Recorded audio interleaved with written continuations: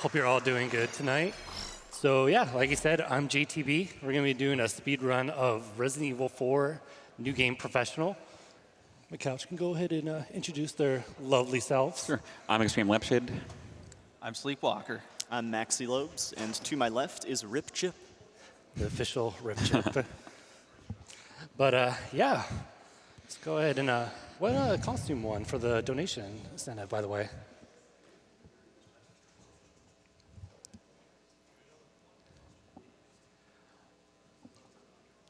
Taking a look here, it looks like Special One was the winner for the Resident Evil 4 costume choice. Oh, yeah. Not terribly surprised by how. And it was a very large margin. It was $2,908.16 versus normal, which had $215. Wow.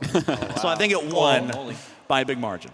I do appreciate the 215, though. Absolutely. Clearly superior. Absolutely. Costume, just saying. We all do appreciate it.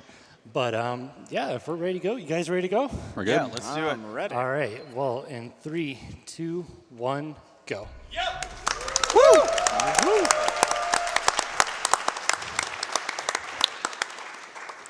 All right. So this is Resident Evil 4. This is a fast game. I'm going to talk fast. I don't even think I'm going to be able to cover everything in this game because we're constantly going through just constant like mechanics, tricks, all the stuff that we can't really explain throughout this run. So starting off, introduction to new game professional mode. So obviously new game. You can only have the special or the weapons you have at the start. So pistol, some handgun ammo, first aid spray. That's all we're gonna have to start off this game. No special weapons, infinite rocket launchers, nothing like that. And they were playing on professional difficulty. So this is technically the hardest difficulty in the game. There's this thing called difficulty adjustment. Based on how you're doing in the game, the way the enemies react towards you will actually change. So if you're like doing really badly, getting hit a lot, enemies are going to become a little bit weaker, a little bit more passive. If you're doing really well, they're going to be really hostile, all that kind of stuff. Professional just throws it out the window and puts enemies at the highest difficulty they can be at. So we're going to be taking a lot of damage. Enemies are going to be very aggressive. It really makes the run a little bit more tense. And immediately, less than 2 minutes in the run, we're coming into kind of the first gatekeeper of the game, and if someone on the couch wants to explain it, they can go right ahead.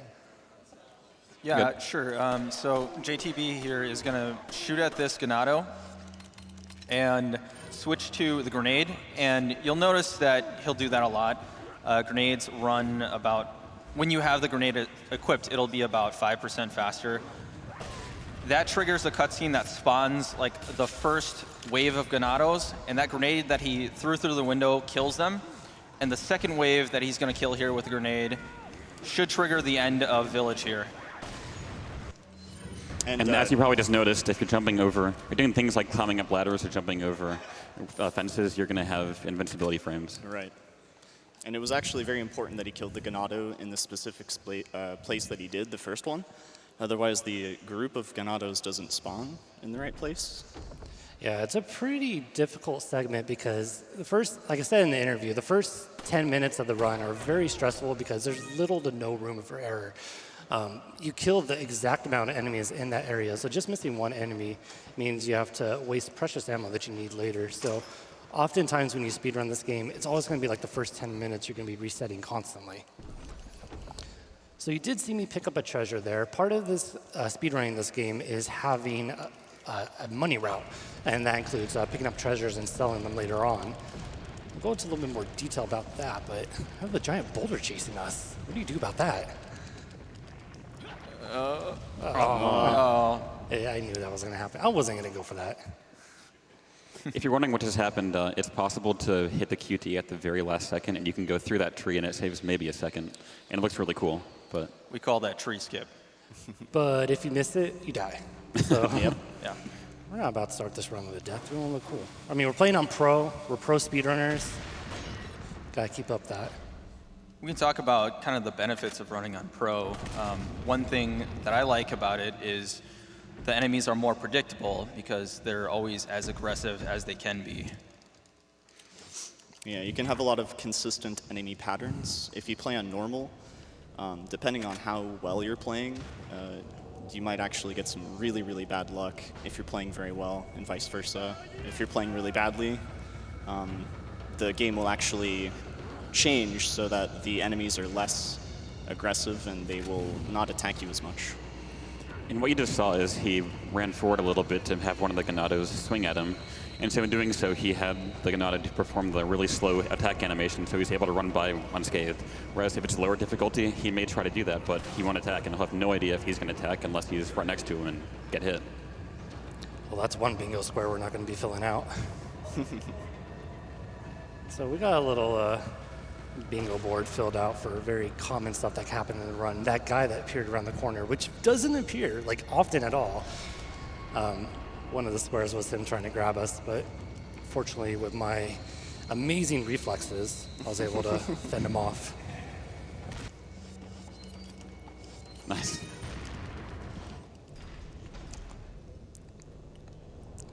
So yeah, we've been talking about just there's a lot of stuff that goes down in each room that it would take, hours just to go over how enemy movement is affected by your movement. Like this guy right here, I kicked that door open in a very specific manner that caused him to point at me. But if you just went through the door normally, he would try to rush you down, and you have to shoot him in order to get past him.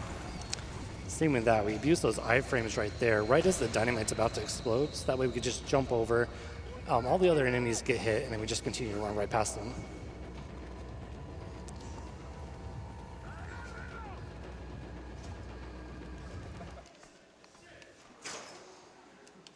Picking up some more treasure. Yeah, so money is a very important part of this run. We do visit the merchant multiple times. Treasures sell for a lot of money, and especially in the early game, that really does help a lot. We'll be talking to them fairly soon, but first we got a really difficult puzzle. Oh, and we solved it. Man, How'd you do that? it's that 200 IQ, baby. And if you're wondering, you can actually do the game without going to the merchant at all in a category called, oddly enough, No Merchant. And that involves just using weapons you're given at the beginning or ones you can find throughout the game. And it's actually a really cool run that's pretty difficult and has some really cool strats that they do. So we're on to chapter 1-3, and we're almost to that, past those first 10 minutes. Oh my God, what's gonna happen here? Okay, whatever, I'll take a hit, that's fine. A little bit of bad RNG there. Yeah, I got this shot off on that guy, but unfortunately when I kicked him, Leon just kind of went in different directions. So normally all of them get staggered, kind of like a domino effect. But like I said, first 10 minutes of this game, a lot of unpredictable stuff can happen. You just gotta roll with it. Meanwhile, we're in chapter 1-3. I haven't really explained a lot about how that works. This game is divided into different chapters and sub-chapters. Chapter 1 and 2 comprise of the village chapter. This, like I said, it's kind of a lot of execution, RNG, or I'm sorry, randomness associated with it. Really unforgiving. You don't have a lot of safety items. And we're going to go ahead and sell some items right here. And buy a good rocket launcher. buying? So that's why we picked up those treasures. We're going to pick up that rocket launcher and use it a little bit later. We do have a very set item path that we have. You see I shot that burn nest right there. Why it has a grenade, left to anyone's interpretation. But we do have certain items that we pick up throughout the run. We may not use them right away, but they come into use much later on. And we've got another burn nest. This one's going to have an incendiary grenade. Not a really good place to be storing that because fire's not that great in a tree, but it is what it is.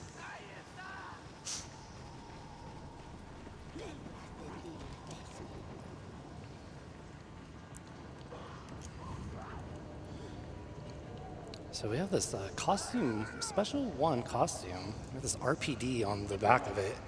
So fans of the Resident Evil series may know that Leon did indeed star in Resident Evil 2, where he was a police officer. So after much, theory crafting, looking into the lore, we've come to the conclusion that RPD stands for Real Police Dude.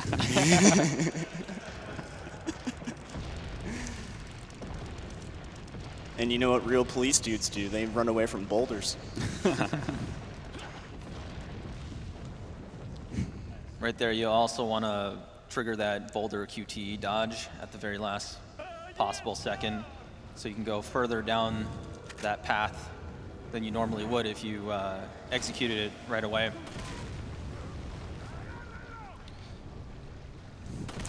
So these tripwires are actually lined up perfectly with your gun, so you don't even need to aim at all. You can just literally quick shoot at them and they'll explode. Didn't get the homie to point at you, unfortunately. Yeah, that guy just doesn't like to point at me. He's a nice guy. He's just rude to point. So he probably just rushing up, maybe give me like a handshake, a hug or something. He wanted that hug. I don't want that hug. I want to run past him. But here we are, coming up on every speedrunner's favorite part of Resident Evil 4. Got a huge lake right here. It looks pretty nice. You know, has a nice eco-life.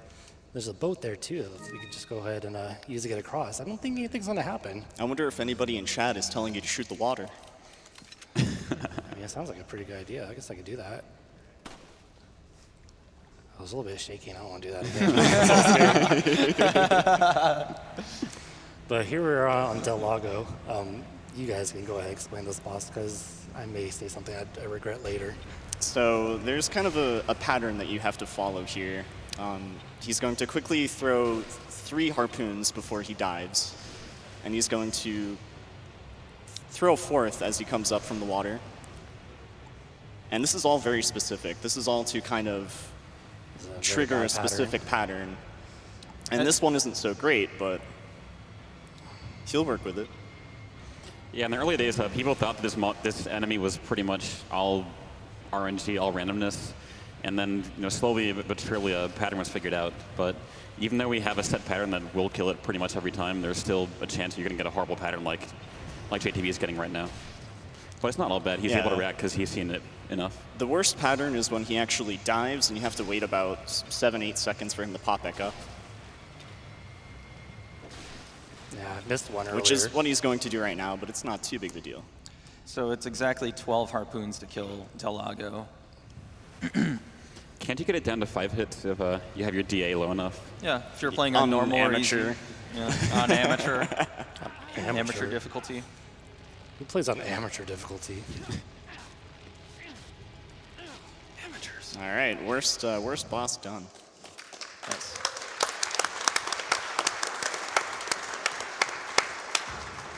Yeah, the run's over. We can just go home. Yeah. So yeah, that run, just the way we can kind of manipulate the way that he reacts to you, and if he dives or not. But ultimately, if he decides to do something really bad, you're 10 minutes into a run, you're losing 20, 30 seconds. It's automatic reset if you're really pushing a competitive time. The first little bit of that fight was going very well. It was just once Del Lago gets to a certain point in the fight, he can kind of do whatever he wants. So. But hey, you may notice it's nighttime right now. Yeah, Leon took a nap. He did. Kind of neglecting his duties as a government agent, to be honest. Yeah, real police dudes need naps, I guess.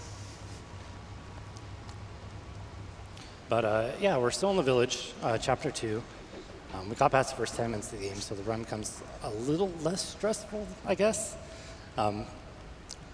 Resets at this point don't lose as much time, which is really nice. There's still plenty of tense stuff that's going to come up, but I could relax a little bit knowing that I got past the logo in that first area in the game. A little fun fact here, too, is that Sleep mentioned earlier that you run faster with a grenade. Well, this is the same running animation. You're running faster because Leon's not holding anything in his hands. So if you watched this run back in 2015, you're probably wondering why he's not skipping this section as he did last time.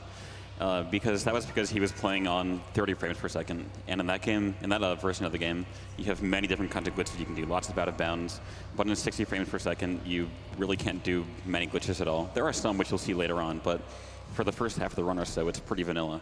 Mm-hmm. Doesn't mean it's not difficult, though. Oh, for sure. 60 FPS is a lot more difficult because enemies react a lot faster than they do in 30 FPS. There's a lot of hits that you shouldn't usually take in 30. It's harder to run past certain enemies as well, so you have to play a little bit more cautious.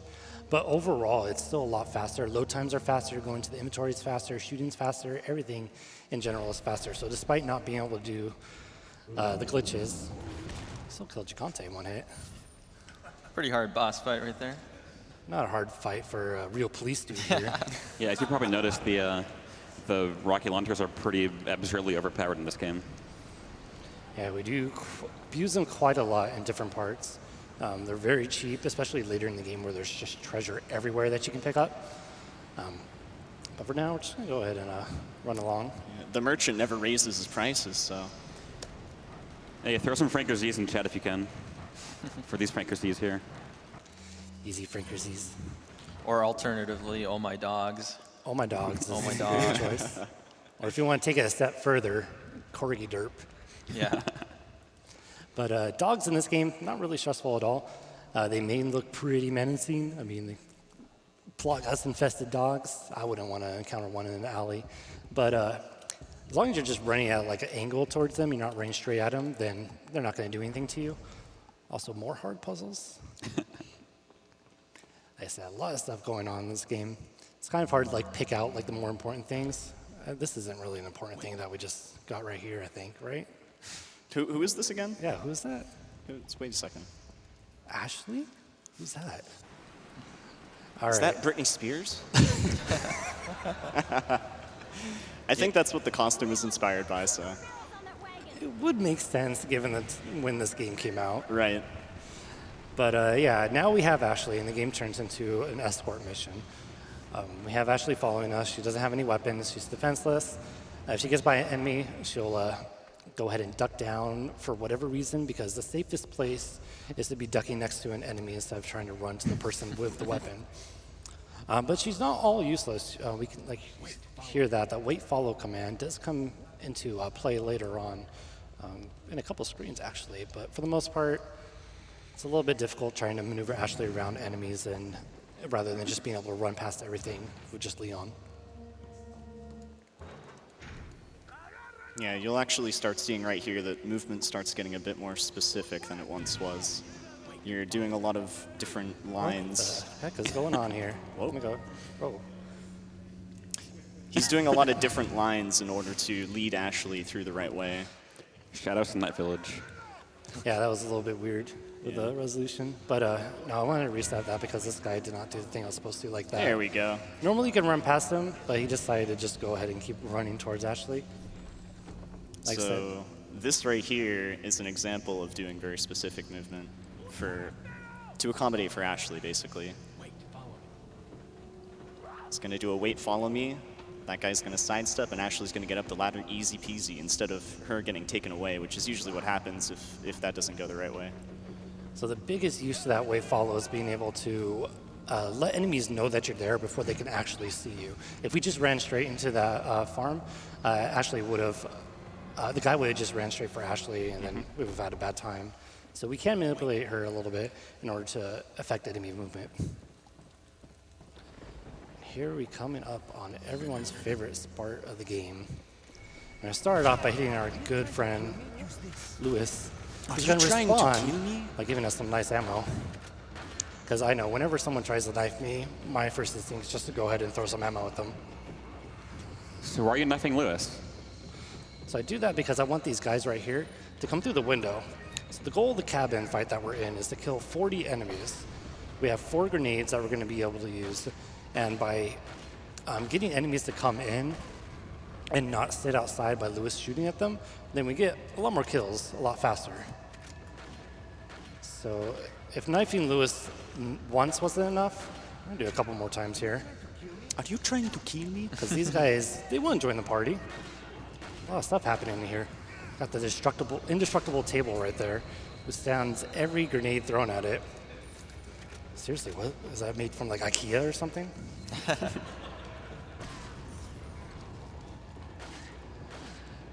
And that does it for our grenades. So at this point, we're going to be camping out these stairs. I learned this strat in PUBG, actually. Let the enemies come to you. But really what we're trying to do here is just have these Plagas enemies stay right here while Lewis sits in the background and just kills all these enemies. He actually kills them a lot faster because we're playing on 60 FPS. So we're just kind of doing crowd control while he does all the work. And something to note about the cabin is that when there are 2 Plagos parasites present, another one won't spawn. So you got to keep that in mind. So that's why we don't want to kill them. We want them to stay alive. Yeah, now. so that more enemies can spawn and they'll count towards that total enemy count that you need in order to get past this. Yeah. Yeah, you can see those shots just hitting these enemies when I'm doing anything. There we go. Nice. That was a pretty smooth cabin. Pretty good cabin. Winner, winner, chicken dinner. I'm not gonna lie, I got a little bit scared when that guy started running up the stairs. I realized I didn't reload my shotgun. Yeah. So one thing you didn't see is that occasionally, if Lewis is shooting people out the window, he'll have the Ganado's heads explode and have the Plagas come out.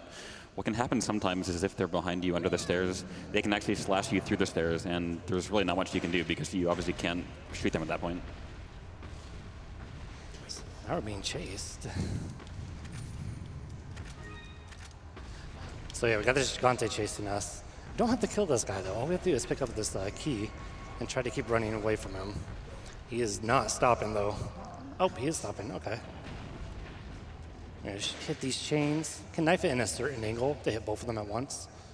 And then we're just gonna leave Gigante to his own devices for the rest of the game. Fortunately, he does show up, I think, in separate ways later on. So that is actually the canon method, to just go ahead and ignore him. Yeah, that's Ada's problem.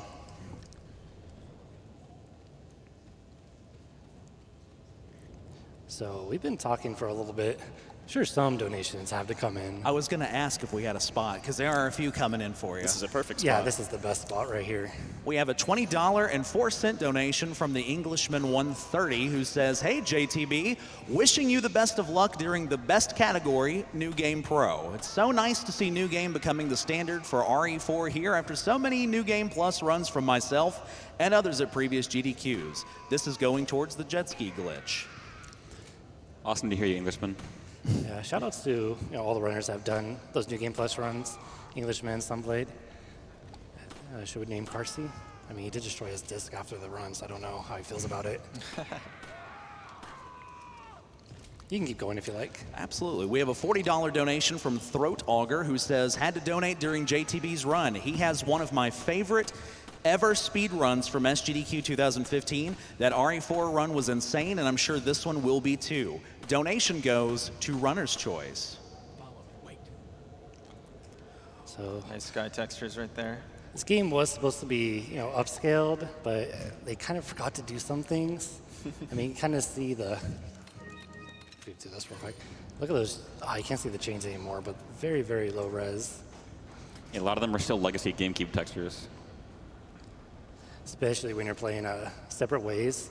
They forgot to upgrade all the FMVs, so they're all like PS2 era, while you're playing in like 1440p. All right, so we are about to hit the end of the village segment, but we gotta go out with a bang. Always gotta have that last boss at the end of each chapter, and there's a reason why we've been collecting these incendiary grenades. So we can go in here. Look at those beard physics. I know, right? 2005 beard physics. Truly ahead of the time. I wish my beard flew like that. So this fight is probably a fight you all remember if you played this game casually. Super tense. You're in this tiny little area with this guy chasing you like big old bullet sponge. We don't care about that. You use 4 incendiary grenades to take him out, even on the highest difficulty. That was very smooth. Right there, you saw another benefit of running on 60 FPS is it takes 1 less incendiary grenade to kill Mendez there. Just because it kind of ticks faster, the fire damage. Also, yeah, speaking of GameCube, remember that this game is a GameCube exclusive. Here we are, 13 years later. What, 10 different versions, I think, at least? I know, Skyrim can learn a thing or two from the mountain ports for this game. Come on, Todd Howard. When's the the GameCube release of Skyrim?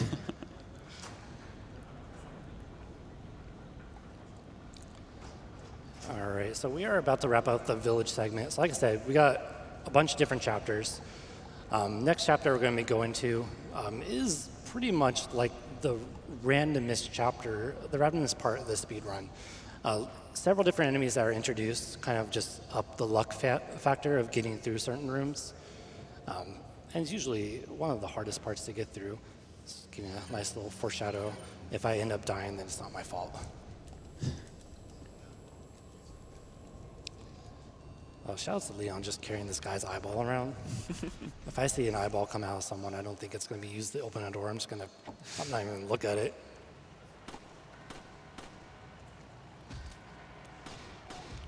Yeah, I want to get rid of all my ammo here, or most of it. Okay, that's good enough. That was close. There's a lot of enemies in this game. You know, it is a horror game, but truly the scariest enemy are the trucks.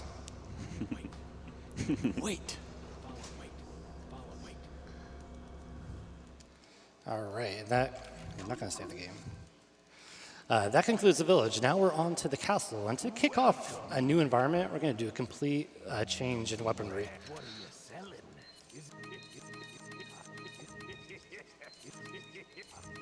What are you buying?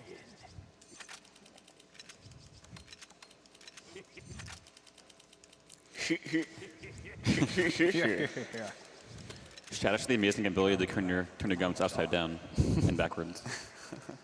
So we picked up a whole bunch of different weapons, and immediately we're going to be showing them off. Got rid of the handgun and shotgun, so we're not going to see that anymore. But first off, let's show this semi-automatic rifle that we got.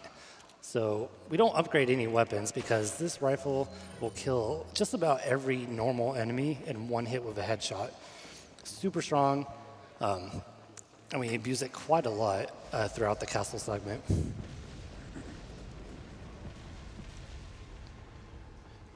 Also, these catapults are kind of scary, so I'm gonna sit back a little bit. Don't want to get staggered here. There's specific timing to this room, and pretty much a lot of rooms in which if you follow a certain pattern, you'll get through most of the time, but if you go even just a little bit slower or faster, then you can have a real bad time. So Ashley's going to be our human shield bait for a little bit. I'm going to shoot this cannon, hit this door about 30 feet away somehow. But that despawns all the enemies, including the one that was carrying Ashley. So we'll get her back with us, unfortunately. Follow me. We do actually need her to complete the game, so we will guide her through this spooky castle. Wait. But we'll leave her there for a second.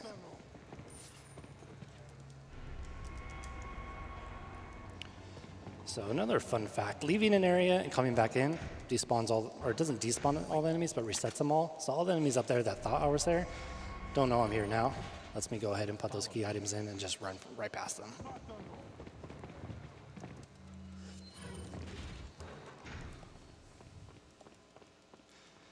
So we do have some time for just some donations right now. All right, we have a $35 donation from Samston who says, the choice of an avid speedrunner. It's a nice game, stranger. Here's to another great run of a great game. This goes to save the animals, but you can go ahead and kill Del Lago. Good luck, JTB. Thanks, my dude. We have a $6 donation from JC36. Greetings from Brazil. I'm happy to see my favorite childhood game destroyed. Good luck with the run, JTB. Also, hi to Ricky, Martin, and Maxie on the couch. Shout outs to Brazil. Shout outs to Brazil. I've never seen such a more dedicated fan base of gamers for this game. Do we have time for one more? Oh, Yeah, yeah, go go ahead. for it. Okay, we've got a $100 donation from the Dr. 501. Says, hey JTB, Dr. 501 here. I still remember as kids when we would smash Mario Kart 64 after school. It's amazing to me every year to see how a love for video games can do so much good for so many people around the world. Best of luck on your run. Show us your elite sniper skills, which you used to knock me off of Rainbow Road. Donation goes to Runner's Choice. Thanks, Chris. And speaking of those sniper skills, we're going to go ahead and show off just how strong this sniper rifle is right now with our good friend, the Wolverine, right here.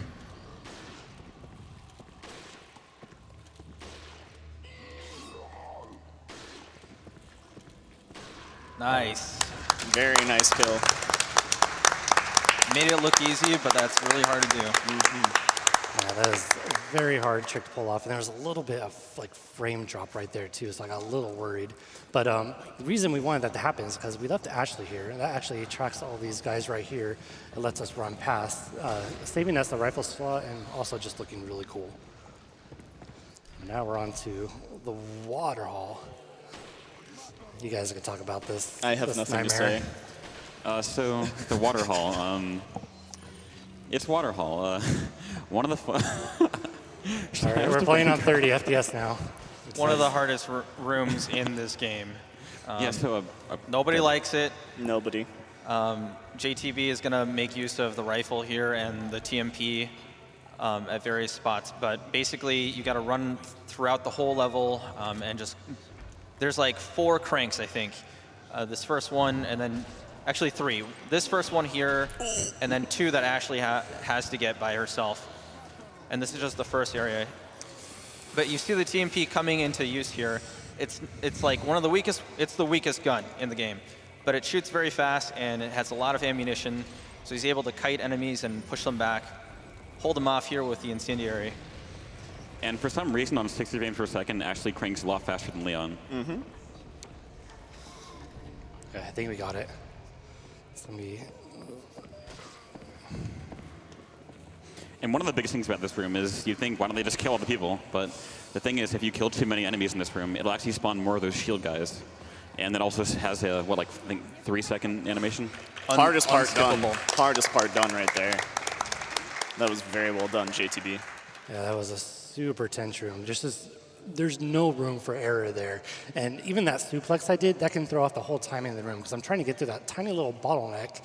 And even there's like a shield guy there too, so I can't stagger him at all. I just have to get past him before he actually shows up. So That was so worth it, that though. was such a relief. That suplex was so nice. So FaZe Clan, if you're watching, this is his audition video. MLG sniper montage. Lo-fi hip-hop. Get that double headshot right there. So I think these frame drops will actually go away. This game, it's well, there's a lot of stuff going on. It could just reduce the frame rate a little bit. This is like probably the most populated room, so I don't think it'll have any issue later on. So right now, I've killed all the enemies that will go after Ashley, except for one. That lets me go ahead and pick up all these items around that I need.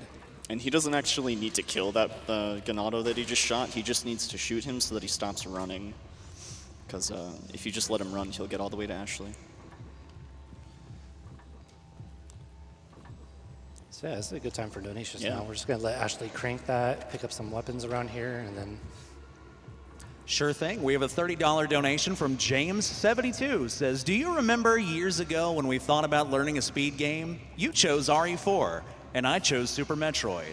I'm glad at least one of us learned our respective games and made it a GDQ. Good luck avoiding the Novistadors IRL. P.S. Kill the animals. Thanks, James.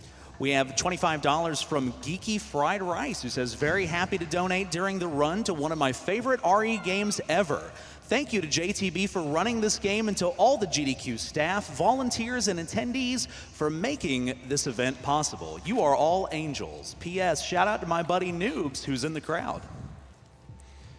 So one thing you might notice is that it sounds like there's enemies right behind him. For some reason, the sounds of the flails and their chains rattling just echoes throughout the entire room, no matter where they are. And finally, one of the best parts of the game, when we get to lose Ashley. All right, and that concludes 3-1, but we're going right on to 3-2. So we said, the castle segment has a lot of randomness to it. Is especially true right here with these new enemies called Novistadors. We're not going to see this one until I run past them, but they're these invisible bugs that have the most erratic movement of any enemy I've ever seen in any video game, even more than like the Dead Rocks in Link to the Past. They'll do whatever they want. They'll come out of bounds if they feel like it. A lot of your runs are just like, I just pray I get past these guys without getting knocked down and comboed to death. We see them in 3 different parts throughout the castle. This is actually the easiest segment. It's going pretty well so far, but later on, anything can happen. One of the things that you'll see him do is look away from the Novistadors, and that kind of makes them easier to dodge. They'll be less likely to tackle or kick you, and then just chain smother you to death. They got a lot of love to give. Yeah. They'll almost always just swipe at you if you have the camera off screen. So I got pretty lucky right there. Sometimes they'll just be kind of sitting in that little archway I passed through and just not let you through. I did pick up a flash grenade for that just in case, but fortunately I don't need to worry about using it. But like I said, these are the easiest ones to get through. Later on, they're not going to be quite as forgiving. So I threw a flash grenade right here. If you jump down, all these dudes trigger a cutscene where they run away from you because they just know just how badass a real police dude is. So they don't want to be around him. They just run away. It's actually great. Like, you'll activate the cutscene, and all of them, except for the Red Zealot, will all just put their heads down in disappointment, like you've completely ruined their party. Their awesome ritual party. The wall will even shut on one of them sometimes, so it's like they just leave them to whatever Leon's going to dish out. But we don't care about him. We just want to run past them, so that's why we throw that flash grenade to make it a little bit faster. Here we are. We're going to kill this Red Zealot dude by using these 3 headshots, I hope. All right, cool.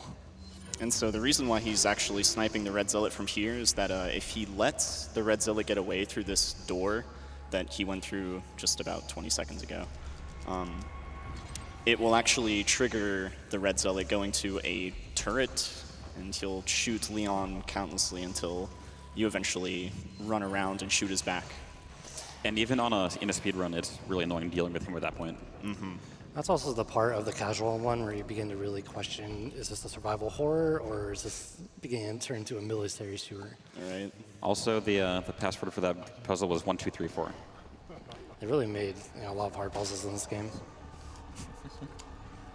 So this room, we got to hit all these switches while dodging all these dudes that are chasing us. Have rocket launchers coming out. Here, exploding behind us. I'm going to hope right here that these guys don't crowd this door, because they like to do that. Uh-oh. Oh, nice dodge. Ooh. That was very close. So the real struggle right there is you have those 2 guys with rockets. Not those guys, the other guys. Trying to shoot their rockets at you while you have all these side guys charging at you while you try to go through this door. It's a lot of chaos. You'd usually either get hit by a scythe, get decapitated. Wow, that's a hard word to say. Or you get a rocket to the face, and it's not a good time. So everything's actually, I'm not going to lie, this run is actually going a lot better than I expected. Delago was kind of but everything else has been going pretty well, and I'm pretty happy to be able to show this without getting too tilted. Don't jinx it. Oh, yeah. We still have the Novies 2 and 3 to go through. You just stole all of those crows' jewelry. Oh my gosh. We won't be able to buy the rocket launchers with it. Yeah, there's a serious crow problem with just stealing different things in this game. Yeah, they have one had a flash grenade. Like, how does a crow even hold that? I mean, we're going into that whole how does a swallow carry a coconut argument at that point. African or European? We are in Europe, so this is very rural Europe, so I guess we can say it's that. Also, go ahead and spam some more Franker Z's at this part. Wow, you can't just tell chat to spam emotes. Team Oh My Dog. Team Oh My Dog, I'm with you. Whoa. okay, Franker Z, I'm sorry. I'm sorry. They're very, oh man, they just knocked out on that gate. They're pretty mad at you. Just trying to have a nice little stroll through the maze, and you're just making them mad. So yeah, despite them being a little bit more spooky this time with all the tentacles coming out of them, same as before, just run at an angle. They're not going to do anything to you. And that concludes our demonstration. Any questions? Yeah, why does Ada randomly show up right now? I didn't see any Ada.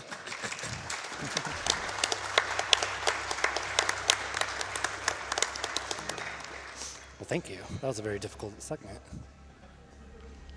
So now we're on to 3-3, which is the shortest chapter in the game. I'm going to shoot that. So one of my favorite parts about doing the speedrun is being able to show things that people don't probably know when they do a casual run. So like that door chime, or whatever it is, that bell right there, I had no idea for the longest time that you could just shoot it and then shoot the wine bottle instead of running all the way up to it. It's just a small optimization. But it's just the fact that I've played this game for 13 years and never known that is like, wow, what else is there in this game that I don't know about? Also, this is the shortest chapter in the run. Oh, buddy, here we go. Nice. Lucked out. Those guys sometimes will look like they're going to stay behind that door, and then they'll just open it as soon as you approach it, and then you're just like, okay, what do I do at that point? Also, No! F. What are you trying to do, kill me?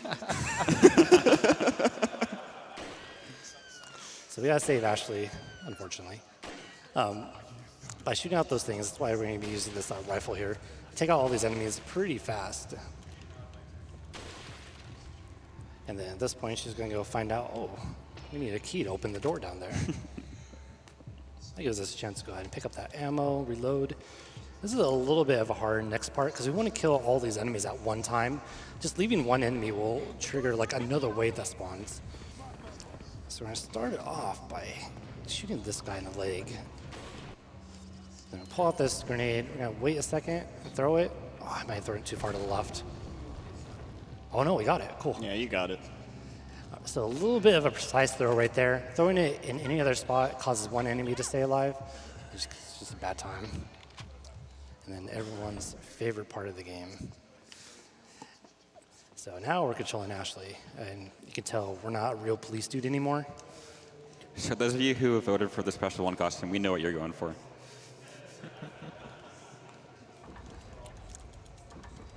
So Ashley's segment's pretty simple, actually. Just a couple puzzles we have to go through. We're gonna crank this up as just above this final bar. And a quick fun fact here, I'm pretty sure the Japanese version of this game, there's actually fixed camera angles in this section for Ashley, which is an interesting thing that they did. Kind of a shout out to the older Resident Evil games. Right, yeah. Yeah, we can't forget about our roots. Even though I'm pretty sure most of the OG fans of this game are like, what the heck is this game? Why is it over the shoulder now? Where's my tank controls? So it's a pretty hard part to go through in the tank controls. I've done speedruns on the Japanese version on a GameCube, and it's just really awkward getting her around some of these corners and everything. So it's a very welcome change to just keep it over the shoulder. So this was actually a hard puzzle for me when I did it casually. I'm not good at these sliding puzzles at all. All you have to do is just go around in like a counterclockwise movement, and it turns into a super easy puzzle.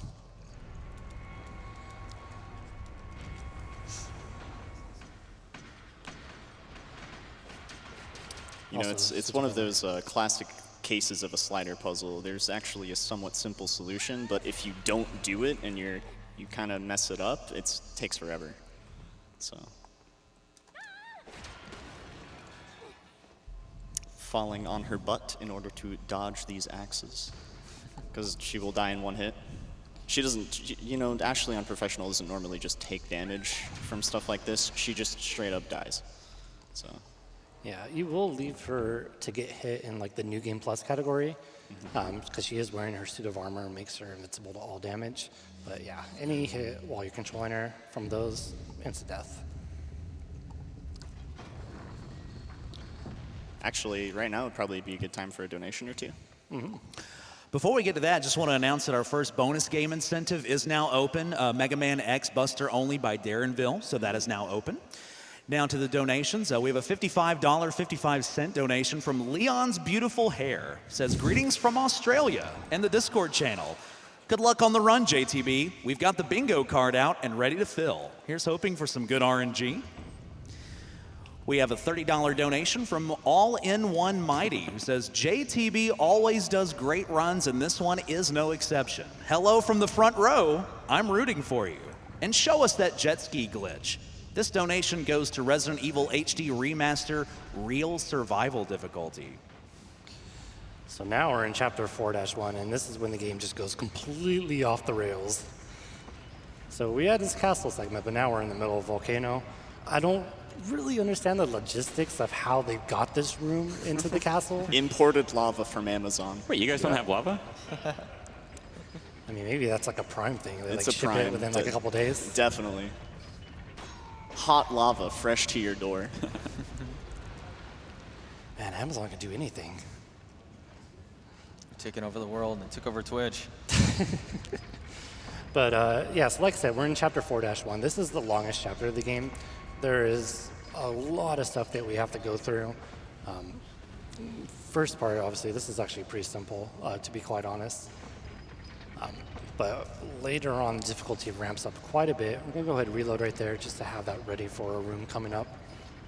It doesn't matter that I reload right there because you have to wait for the carousel to open up for you.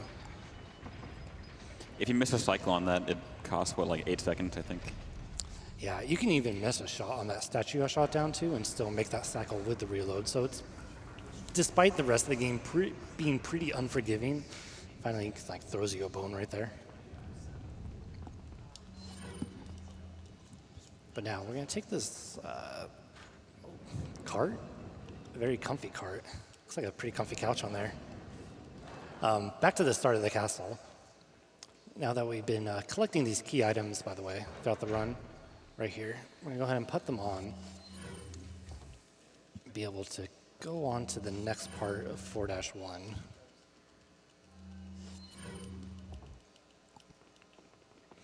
I like how it seems they just kind of ran out of ideas for this part of the game. So they just put a couple carts to different parts of the map. So I wonder what they talk about during that cart ride. It is a little bit long.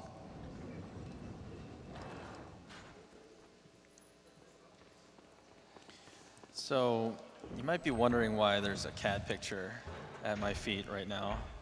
This is our good friend Pharaoh. He's another speedrunner of RE4. Very good speedrunner. Yeah, he is this cat, so Yeah, that's actually he's him. kind of here in spirit with us. So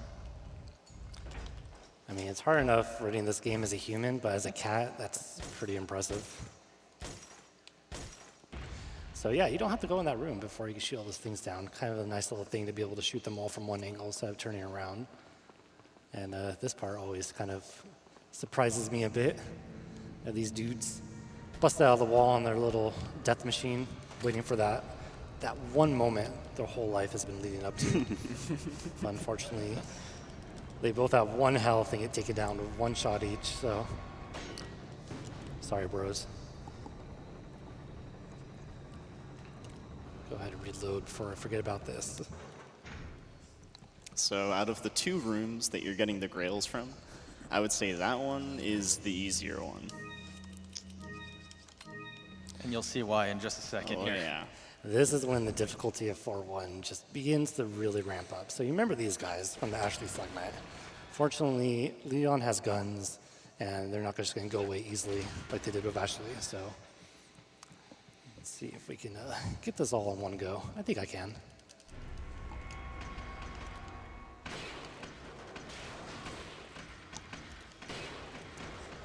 I missed one shot there, but should be fine.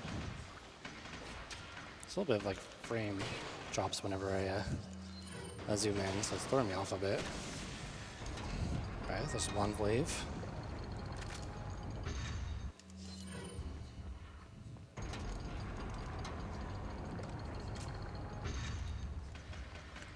Do we have a moment for some donations?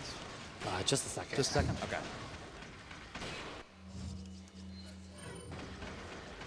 Oh, did he Oh, just do no, it? He he did did it? it. Yeah, he did. Right. Hope you guys are in for a treat because we get to do single flash Novistadors. You guys don't know what that means, but it's not what any runner wants to hear. So what happened there is sometimes that last guy we shoot just decides that, you know, I'm going to go ahead and just break the mechanics of the game and not have my helmet come off. Fortunately, I did not wait to see if his helmet came off. It's like a very low chance, maybe like 5-10%. Of course, it would happen in a GDQ run. You'll find that the mechanics breaking in their game happens quite a lot. So the real struggle of that is having to waste the flash grenade there, which we're supposed to have 2 for this next room. And, oh, this I'm getting a little bit worried now. This is not going to be a pretty room. I'm going to have to do some weird strats here. So this is, we'll see as soon as we get in anyways. Actually, didn't get taken away from us, thank goodness. But now we're moving into Novistadors Part 2. And now they fly. And, oh my God, this is... That's what I mean about the not having him off the screen. They are all in front of me already. Jeez. So I want to have 2 flash grenades here, pretty much, to keep them off me because they're not fun to deal with. Okay, I think we're good. Come on. Oh my God! Did I actually Nice. pass that? Whoa. Yes, good save. Wow. So the thing about them in the air is that they will often just combo you to the point where you just can't heal or anything in between hits. So they'll push you down, and they'll just continue to push you down over and over and over before you even get a chance to get control of your character. In that room, we specifically use 2 flash grenades to keep them off us, especially if they all end up being in the air, because a flash grenade just pushes them back instead of knocking them down. So I got a little bit lucky there that I was able to do it with just 1. So this is probably a good time for a donation too. Now, yeah. Yeah, now you're good. Okay. We got a $150 donation from Lep, who says, after watching for a couple of years, this is the perfect game to donate to. Such a big part of my life. Thank you for such a great event. We have a $15 donation from Gamers OT, who says, love RE4 and had to take a moment to donate during a great run. Shout out to JTB for a great run so far, and shout out to the men of the couch for the great commentary. And the cat. Can't forget the cat commentary. Yeah. Can't hear it, but we can.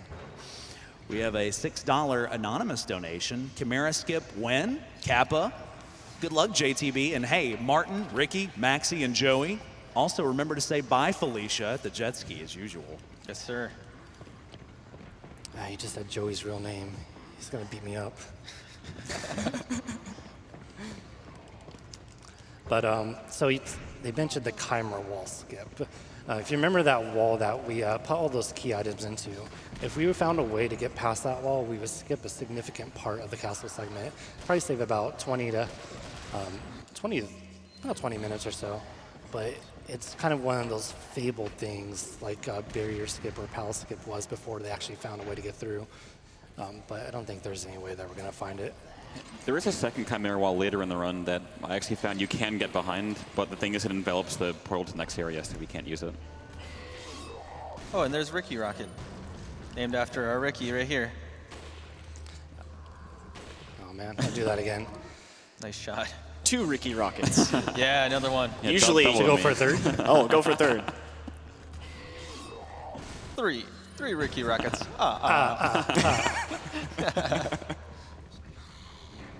Nice shot. Yeah, the shot's a little bit weird because he's going to be like facing away from you. So Also, the hitboxing is pretty crazy. These Gyarados are loaded, Yeah, so you just pick up the cash. take that lunch money. And speaking of cash, we're going to do another merchant item change right here. This is a really fun merchant. This is the Oh, most yeah. important merchant of the game. So I'll let this change. And if you guys want to talk about it, you're more than welcome Also, to. shout out to the animation of Leon turning to look at the bats around his head. Yeah, it seems like he's like twitching his head all over the place. So the important thing about this merchant is he sells us the striker, and I think one of the most famous glitches is the Ditman glitch of this game.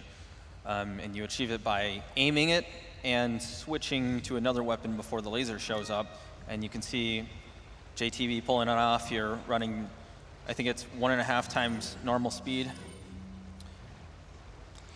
Yeah, this makes the run as fast as it is, and it really is very important for the rest of this game. Right. It allows us to pull off these QTE skips that hopefully JTB will I did nail practice here. this a bit. They're very hard on 60. On 30, they're much easier, but on 60, oh boy. Nice. Nice. There's one. One more. Oh, that one's really hard to hit. Yeah. Good try. But still, the first one is most important because you get to keep your Ditman speed all the way over here. Yeah, anytime you get hit with anything while Ditman is active, or if you aim with the striker, or if you heal with an item on the ground, Or climb a tilted ladder. Or open a door, yeah, or get stunned, or anything, Or breathe. yeah, or just breathe. hold your breath for the rest of the run. That's a hard speed run. But yeah, that was the Verdugo, by the way. Quite the fun enemy. But this segment, normally you have to dodge him for like 5 minutes in order for this elevator to come up, or you could just use the rocket launcher to kill him while he's encased in ice. or nitrogen, whatever it is. Yeah, it takes like 6 rockets without the liquid nitrogen, but if he's frozen, he just dies. Forget that. And that concludes 4-1. The longest chapter for sure. And one of the most stressful, as you can see.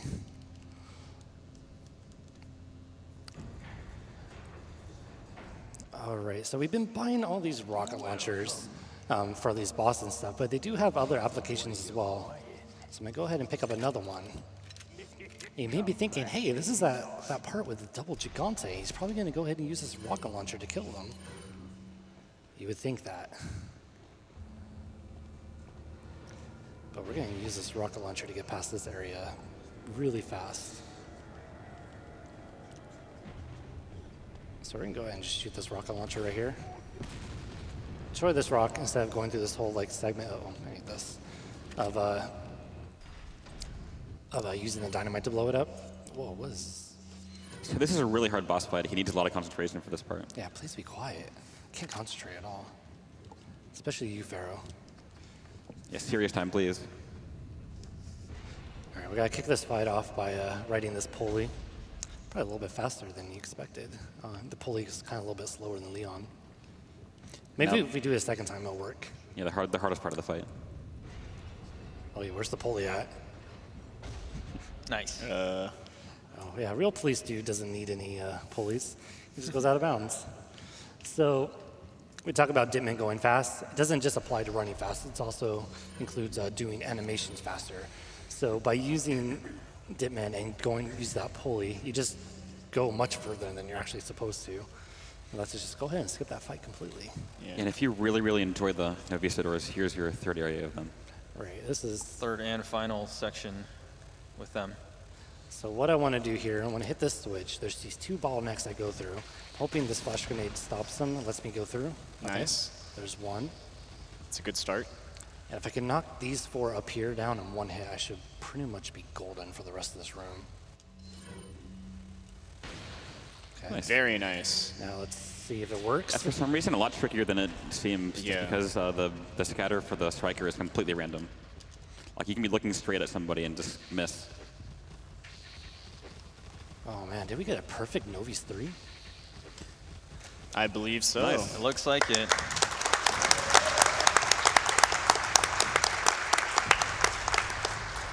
So the hardest part about this game is when you do a lot of speed runs of it, you can see some really crazy stuff all throughout the run. Specifically in that room, a lot of those new Vistadors can straight up just go right through the walls and fly at you and knock you down. No warning at all, you're just knocked down. So that's why we often call that the 3rd layer of hell, because a lot of resets happen there and you can't do anything about it. You just gotta accept it. I actually had one clip out of bounds and then swipe at me from out of bounds. And just, its claw came through the wall and killed me. Classic Novistadors. So real police dude, gonna be making it through this like little overworld section. Gonna be heading down to the mines, so we have some time for some donations, I think. All right, we have a $50 donation from Hair Bubbler, or Her Bubbler here, says, figured bingo could use some help, and I can truthfully say that RE4 definitely scared me as a kid. So suplex everything in sight. You got this, JTB. Also, shout out to Air Snick donation can go to Runner's Choice. We have a $10 donation from Furbutt, who says, hi, Dad. Hi, son. We have a $200 donation from himself, too, who says, sitting in the hospital with my 15-hour, yes, hour, old son. Thank you to everyone there in Minneapolis at GDQ this week for giving my family something to watch all day at the hospital and into the wee hours of the night. Wanted to make sure to teach my son right from wrong early. So here is to killing the animals. Yeah, congratulations on becoming a dad. Congrats. Congrats. That's awesome. And one more real quick. We got a $250 donation from Deucenage, who says, thanks for all you're doing, runners. So we got this minecart ride. This auto-scroller that is pretty lengthy. You know, should we do it? Yeah, it's like 3 minutes. It's really annoying, but I don't know, man. What if we just skip it? That'd be cool. Yeah. Oh, wait. Oh, Wow. yeah. Hey! I was like, Nice. let's do it right this time. Whoa. Hey. You just became one with the cart. JTB, you're out of bounds. Wait, I'm out of bounds? Yep. Oh, I'm out of bounds. Is this the ride? I don't think you're supposed to be there. I don't know. I think this looks like a pretty good staircase to go down. So yeah, this is called the minecart skip. As you may tell, we are running out of bounds, running on this little path to go all the way back to the end. So this is a fairly new glitch that was found about a year and a half ago. Well, I guess fairly new for like RE4 speedrunning. By running up to that minecart on the rightmost part, holding top left or up left and jumping off, it just clips you out of bounds for whatever reason. This one is specific to 60 FPS though, but there is another version where you can actually go on the minecart ride and jump from cart to cart at a specific spot and go out of bounds through that. And that can be done on any version from GameCube to Xbox One. So it's really cool that we're able to skip this part. It's a really lengthy cut, or just auto-scroller. You can't really do much about it. Plus, hey, you're running on air. Walking on sunshine. Whoa. The only bad thing is there's no music. It's kind of boring. Yeah. Just hear. You don't ever activate the minecart, so you don't get the spooky atmospheric music. And that concludes chapter 4-3? Yeah, 4-3. Lose track at this point. And now we're on to the final chapter of the castle. And as you know, with every final chapter, there's always going to be a boss at the end of it. First, we have to get through this room. A lot of switches we gotta pull. We're gonna trigger some of these enemies to see us before. Well, hello. We're gonna do this first. We're gonna trigger these enemies by shooting at specific parts, so that way they get into a little bit more favorable positions as I go through this. Our goal is to get to the top of these two parts. This part right here. Hit this lever by shooting these guys down. Really showing off the power of that TMP by just staggering enemies right away. Whoa, hello. Didn't expect that though. Okay, we're good, I think. All right, we lucked out you're there. good. Good save. And there was a guy right behind you, but he didn't hit you. Oh my then- gosh. whoa, whoa. Is that Captain Crunch? Crunch has to be captain. Well, he's definitely trying to do that by throwing these pillars at us. That was the finest door in all of the castle, Captain Crunch. What are you doing, man? Now we're gonna go Whoa, for the that super slow-mo. bullet time. What's funny is there's like 6 or 7 different ways to get out of bounds in this area, but there's no way to skip this section. Yeah, that's true. Why And would that you out want of to? bounds was found a very long time ago, too. Also, you may notice, these really fast cutscenes, by the way, over almost like an hour in. There's only 2 different QTE combos that can happen, the XA or LSR. If you just go ahead and mash both of them at the same time, you're just going to get it. So we didn't even need to wait for it to show up. We could just hit both of them. Yeah, and that's kind of a thing that came with the HD remaster. Like, I'm pretty sure on GameCube and PS2, it was way harder to do those boy. QTEs. Yeah, you can't just spam mash them.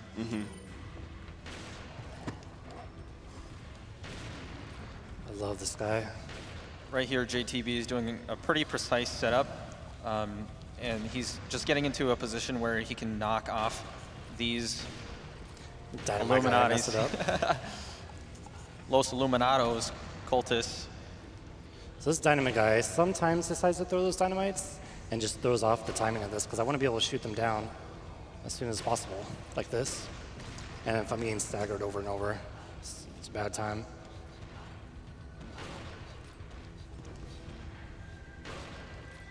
There you go. Going really well so far. That's ain't bad elevator. Yeah. Oh, there's more? The thing is, right here, if there are 2 or more enemies on the elevator here, it'll just completely stop it, and you'll have to deal with them at some point. That was pretty solid, though. Yeah, that's pretty Nice good. job.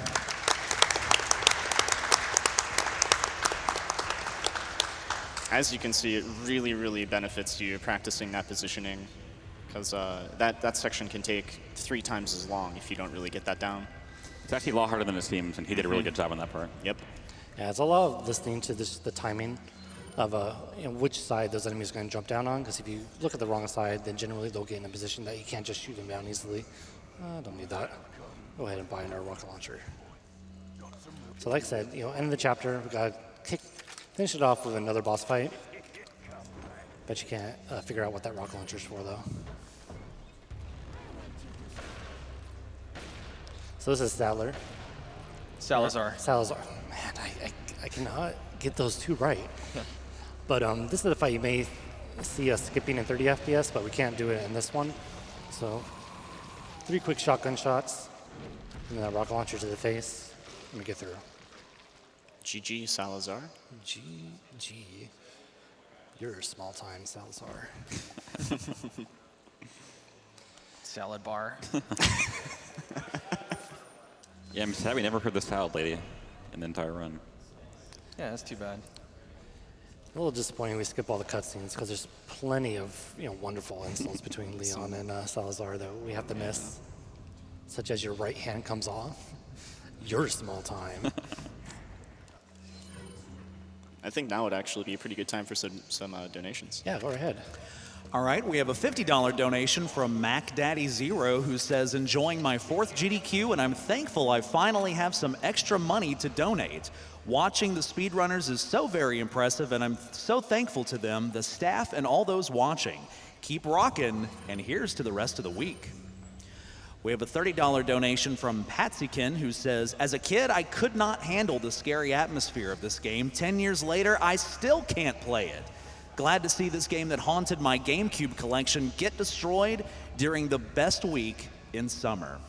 And we have a $150 donation from Spencer Lewis, who says, always happy to donate to this awesome event. Thanks to all the people who put this on. Good luck to all the runners. So a pretty precise puzzle right here. JTB is going to line that up with the rock in the distance. And it's going to be in the perfect spot so that when you rotate the other mirror coming up here, it's going to just solve the puzzle. Right. Normally you're supposed to do this one first and then the other one so you can see where the laser's aiming at. But we can go ahead and use that rock as to position it. And then, am I going to get past these guys? Wow, that was close. But yeah, you may notice we're on a new environment. This is the military island. So we talked about, kind of the themes of the other 2 areas. This area doesn't have a lot of randomness associated with it. This is just your straight up execution. We got a lot of bosses, not a lot of variance between enemies. Hit that guy so he doesn't shoot his rocket at us. But this is my favorite chapter of the game. And also, kind of getting closer to the end of the run. I think we have about like half hour left or so from here.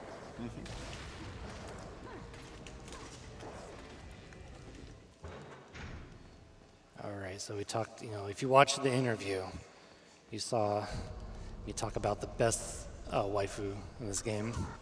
It's our good friend right here. He wanted to give me a hug. He heard me. Thanks. Thank you, sir. What a hottie.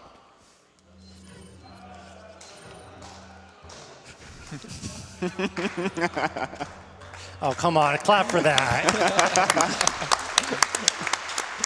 That was a good one. So we're going to have a fun little skip right here. This part, you have to kill a bunch of enemies to get past this shutter. This is where we get to abuse the speed that we have. By running through right during that. It's actually pretty precise to do that. The timing on 60 FPS is very precise. 30 FPS, you have a little bit of leeway, but it also looks so cool. I love that skip. So if you played this game as a kid, you probably remember this part from those. Or not. nights. I mean, if you had nightmares about it, you may have just blocked it out. In that case, I'm sorry to kind of bring these memories back to light. Yo, this breathing though.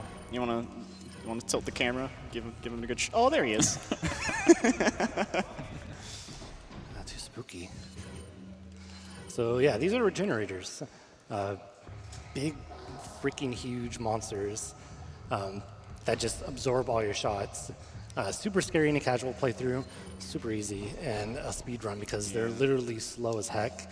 You can run past all of them during their attacks, and we only actually kill one of them too. And it's so easy to bait them into attacks.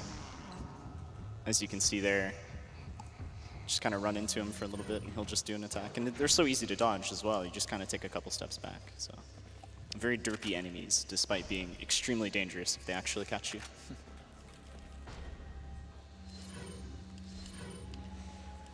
All right, let's see if we can get past this guy. Nice. Oh, not this guy though. Oh. Whoa. I had more heals. That's okay though. Sometimes that guy will be a little bit too far to the right, and you can't run past him, but it's just something you have to heal through.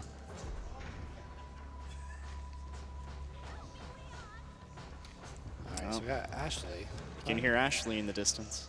So it's time to run away, essentially. Yes.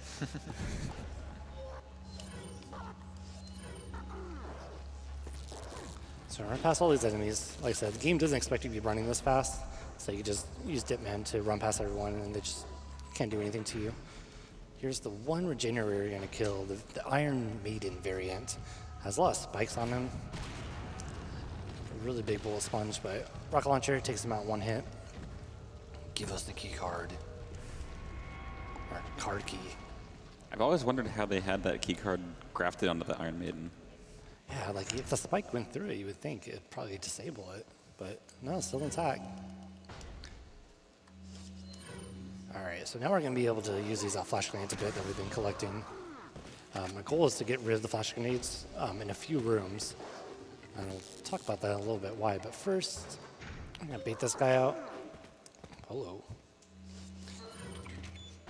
Run past him, and then we're gonna get Ashley back. Oh. Oh.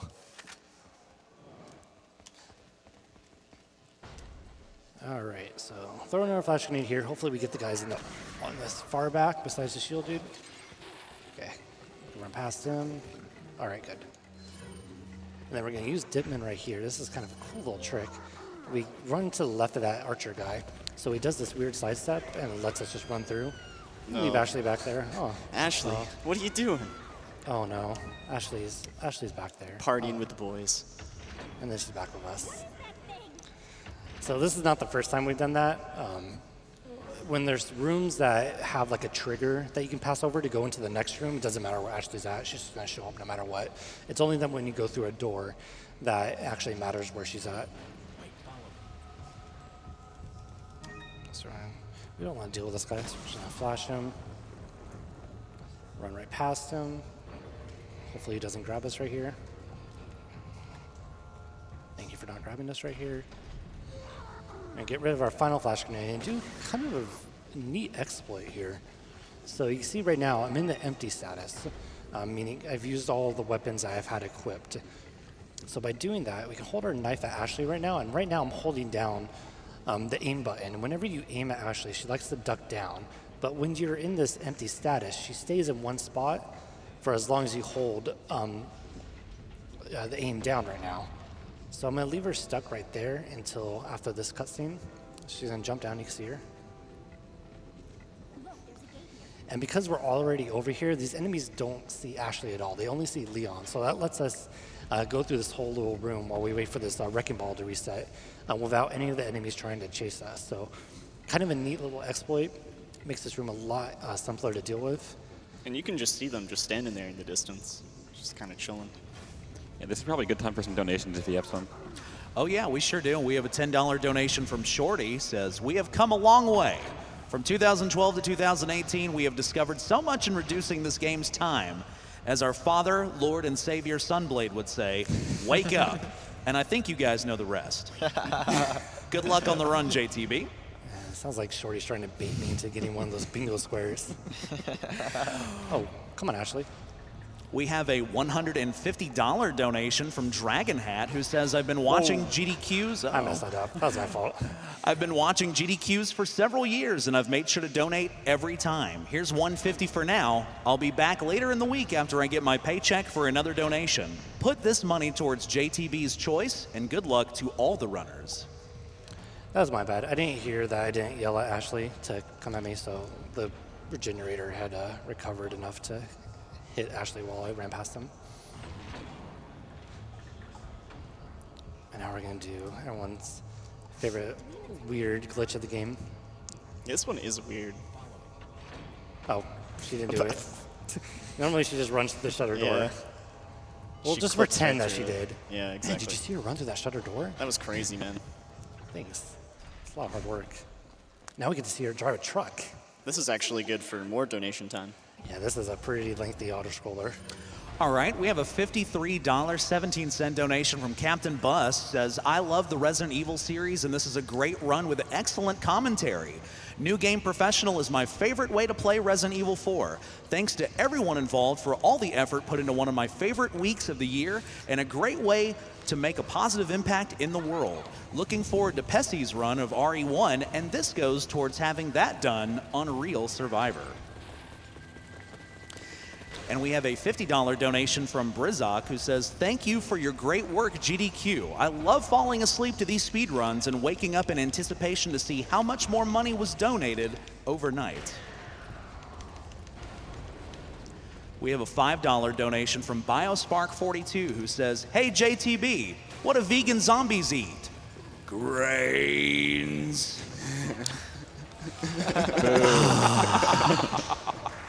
I like that. I like the weak clap. And a $40 donation from Greg Danner, who says, shout out to the announcers and technical staff. The runners may be glamorous, but you guys keep the event zipping along with your excellent work. Thanks, and here's to many more successful GDQs. So the truck has come back with a vengeance. Covered up his shutter so he can't shoot the guy inside. Oh, hello.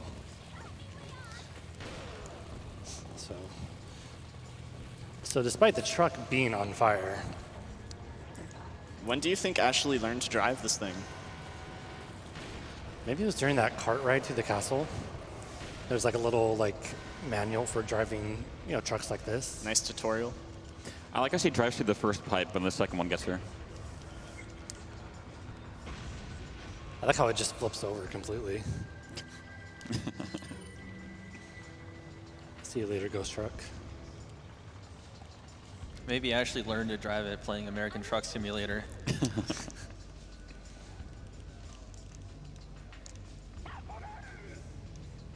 All right, we're gonna run past this guy again. Stagger, run past these guys. Hit this switch. Hopefully, Archer Dude doesn't hit me. There's another really weird small glitch where you can skip that the switch cutscene, where you pick up an item right before it starts, but it's kind of weird to get. Where'd this guy come from? There's also another neat thing that can happen. This guy right here that JTB's shooting at, sometimes he tries to go up the ladder, and if you activate the platform moving upwards, the guy stays on the ladder and he keeps climbing and he's out of bounds, and it just looks hilarious. There's a lot of really funny stuff about this game. There was actually a video released kind of recently that this one YouTuber just used the camera to kind of look out of bounds through a lot of stuff, and there's stuff that you would never see. So it's cool to see. Just despite everything that we see right here on screen, there's a lot of other stuff that players would never see, just hiding. One of those guys that JTB killed earlier can get stuck under the truck, and he'll just be wheeling on him, basically just killing him. You can't do much about it. The second part of the truck bulldozer auto-scroller can get really scary, especially when Plagas spawn right here. Luckily, it died in one shot, but there's another one. Yeah, they can all decide to spawn. Oh. Ooh. Okay, please die. I like that I shot that guy in the back. and killed There we him. go. Oh, that was cool. And now we're done, right? Nope. Truck 3, The Reckoning. Nice. Or Truck 3 with a Vengeance. Very nice. All right, well that concludes chapter 5-2. Kind of a long chapter 2 because of the truck stomach there. But that means we move into my favorite part of the game, which is Oh wait, sell stuff. 5-3 has some of my favorite fights. But first, we're gonna buy this. Then we're gonna lose Ashley. So I told you guys that was did a little bit of remaster speed runs. All right. I forgot to grab this. There it is. Those stair skating skills carry over from game to game.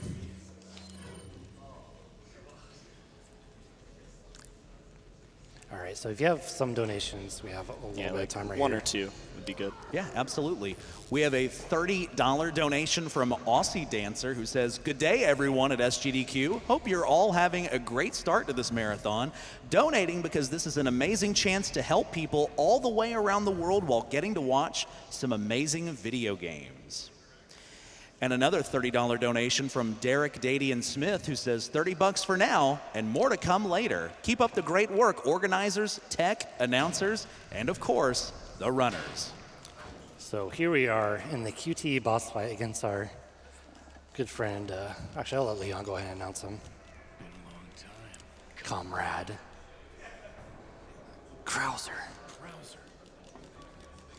I crashed 2 years ago. Is that what they told you? No? You're the one who kidnapped Ashley. You got you Quick, as expected. After all, you and I both know where we come from.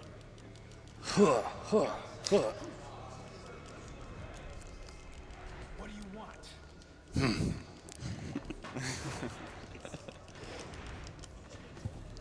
The sample Sadler developed, that's all.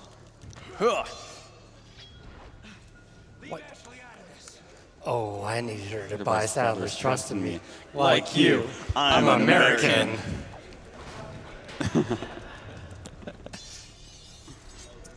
Good old Krauser. Shoutouts to our gag from the last time we ran this here.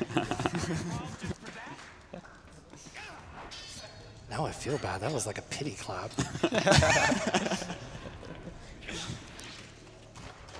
Man, I spent like $15 on this last season. Yeah, there you go.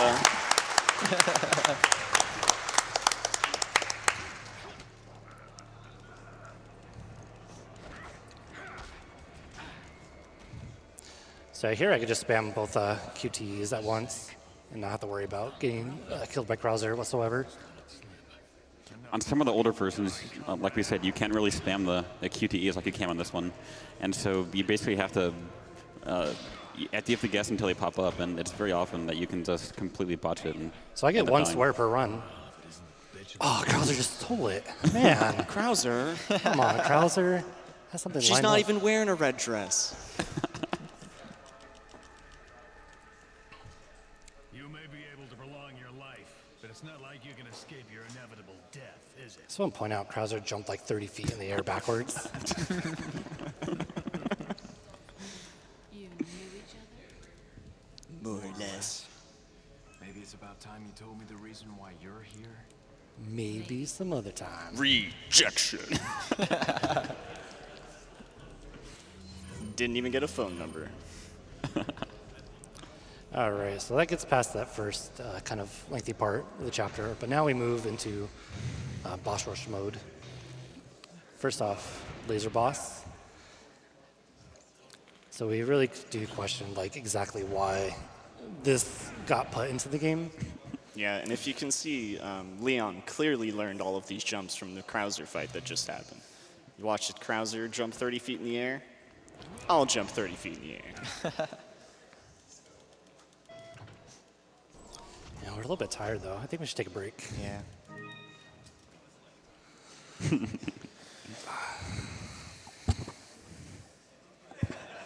But there's no time for resting.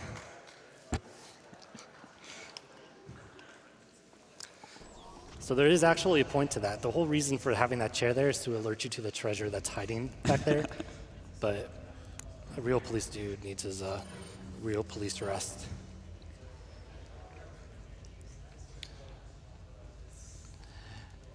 All right, so now we're moving on to the first boss of this chapter. They call it many things.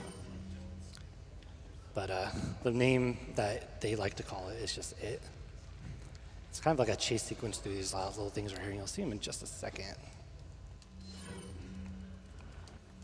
Now, So- the original name for this is U3, just for those of you who are wondering. And we can't actually do anything to him right now. We just have to avoid him while hitting all these buttons here. So this guy is not being very kind right now. It's very rare that he's actually going to hit you, but the fact that he's trying to attack you messes up your Ditman right there. So it just makes things slower in general. You actually have a very, very small window in which to hit the QTs. It's very often that people die here and lose their run. Yeah, if you're not anticipating it, it's very easy just to let him grab you. All right, this is pretty good luck through right there. And we could go all the way around right here, but I say we just throw this grenade right here. Hey. Neat little trick there. So normally you have to hit this button first, run all the way through here, and then run further to the left over there to hit that and then like backtrack back in. But by hitting it right there, kind of makes things faster. And then so I do this just in case, just so I can get close to him. And that's U3. U3 down.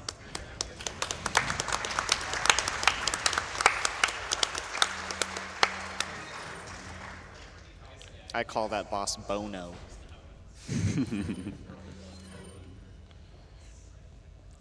All right, so we do have another boss coming up, but we do have a little bit of an inventory change before we get to that. But we do have a little bit of time for donations, my dude. All right, we have a $50 donation from Mike234 who says, "Figured I'd donate during my favorite Resident Evil game. Great run." And we have a $50 donation as well from Odd Has One Eye who says, "Love seeing JTB destroying one of my favorite Resident Evil games. Good luck on the last of the run and kill those animals." We also have a $25 donation from Clay243. He says, "First time attending GDQ after watching for many years. Love the games, love the cause, and love the people I've met so far. Shout out to Berger for picking me up from the airport and joining me for the event." So yeah, we just got our final inventory change right there. We sold our TMP, we picked up the Killer 7, which is the strongest Magnum weapon as far as base firepower goes. So we're gonna be using that throughout this fight. And here we go, Krauser 2.0 over there. This fight is divided up into multiple sections. You have to do a certain amount of damage to him at each section to progress further and further. So, but he's pretty weak to this knife that we got from him. So we're gonna use that against him.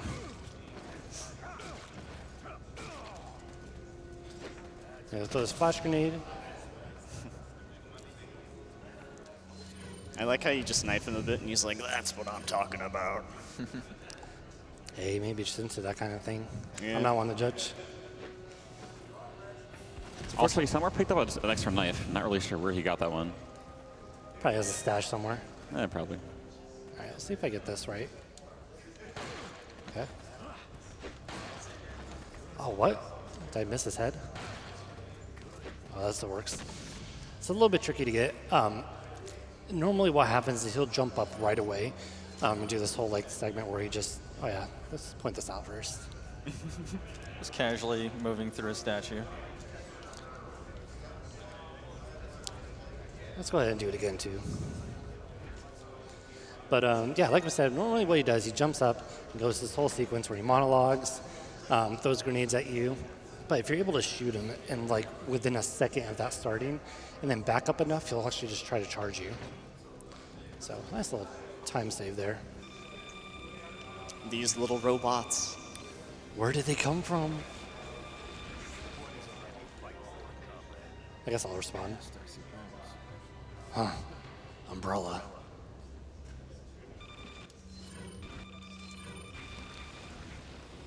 Whoops.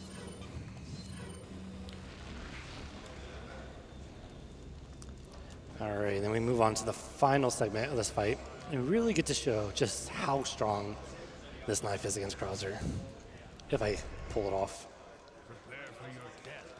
God, put your shirt on back.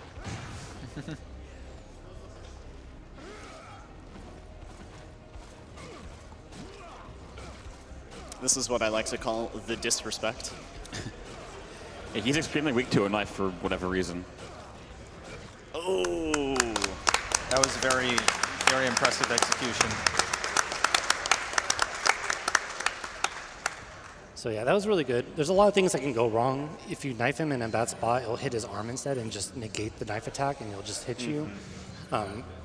You can just, there's a lot of weird movement that can happen, so. And sometimes he doesn't always give you the attack that you want. Sometimes he'll actually kick you and you'll have to dodge off of the ground, get up. But here we are, on to 5-4. So if there was ever a worse chapter in this game, it's this one. This is a, you think after an hour and a half, maybe the game's a little bit easier. You can just go ahead and run to the end. You got a nice PV lineup. And then they throw this chapter at you. You're running through this entire military zones. You have like 3 miniguns being shot at you. You have axes. You have arrows. Crossbows. Anything you can think of. But this is the chapter where everything can just go wrong. The number of hits you can take, just different enemy patterns. And what's this turret guy's name? JJ? JJ. With the red beret. J.J. Abrams. It's a side job. It's going pretty good so far. We have a lot of safeties, like throwing that grenade there to knock these guys down. But here we're on to the second part. And now we got 3 miniguns being shot at us if one wasn't enough. So what we're going to do is run up here. We're not going to go too fast because we don't want this guy in the minigun to shoot us. We're going to run up to this guy, get him to attack me. Dodge all these bullets. Throw this incendiary at that guy, which will take him out. Okay, he's right behind me for some reason.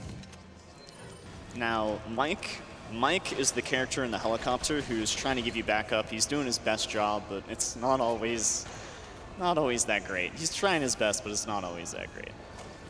We'll see if he'll actually help JTB out here. So if he starts yelling at us as soon as we go up this ladder. Oh, there we go. Good, hey, Mike. Buddy. Tell us to get out of the way. Mike GL. So Mike can shoot one of these 2 sides of the room, and if he shoots this one, then it helps us quite a bit. Very beneficial. You can just jump. Oh, what was that stun from? Yeah, I don't know what happened there. You can just jump down here instead of having to go back to the ladder, take a left, and you're out.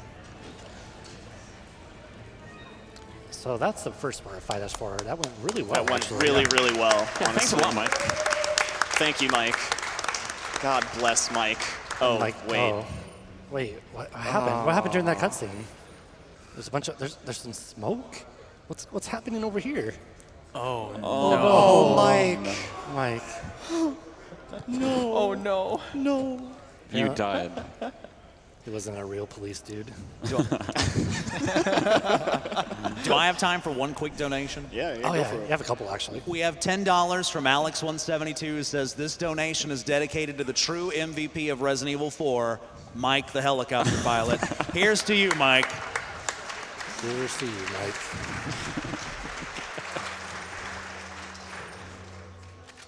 So yeah, we are getting pretty close to the end of this run. We have just one kind of problem area to go through, but from there on out, it's pretty easy. So I have to ask right now, did we already hit the jet ski glitch? Yes, we did. Okay, I figured it. Yeah. Nice. I do believe the gimmick best ending was also hit. So what we have to do here, we have to go run to this door, activate it real quick, triggers a bunch of enemies. I'm gonna shoot this one guy, get his card key. Oh, we're not gonna get hit here, maybe? Oh, boy. Oh boy, oh boy. All right, we're good. Just We're in good for time. now. Oh. Nice. This is when we talk about this chapter being really dumb. This chapter's a little bit dumb. Am I get hit right here? Yep. Couldn't do anything about that either.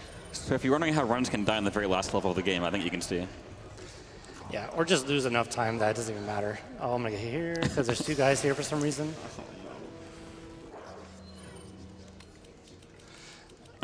Just keep healing. That's all it is. Oh my God, where'd that guy come from?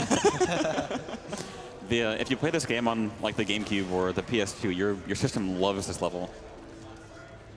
All right, we got 2 down, then we got this little area. How many archers? Oh, no Oh, archers. wow. Usually there's like 4 archers right here just ready to... I'm surprised there's no frame drop with this part. RE4 giveth, RE4 taketh away. So yeah, now we got Ashley back. And we can proceed into the final chapter of this game. There's one more really hard boss. And we skip the cutscene where there's this convenience plug us relay. Okay. No, she's over there. Don't worry. With him. She's good. She's learned her lesson. But yeah, now we're on the final chapter of the game. We have one boss between us and the end. If I can, let's do that. But this boss is a total pushover. This is a, what's his name before I mess it up again? Sadler. This is Sadler. 2 magnum shots to do enough damage to him. Rocket to his eye. That's going to activate Ada, which threw a rocket over there. And then we all know how Resident Evil games like to go out.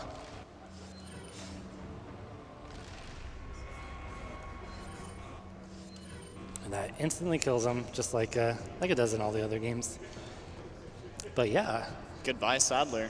bye Sadler. And now the timer starts for the island to explode. The classic Resident Evil ending. I don't know if we'll make it out though. I think we need to go faster. What are you proposing, JTB? I'm proposing that, there's this jet ski right here. Oh, yeah? Do we really need the jet ski? I mean, it's... I think we should just take off without the jet ski. Bye, Felicia. Bye, Felicia.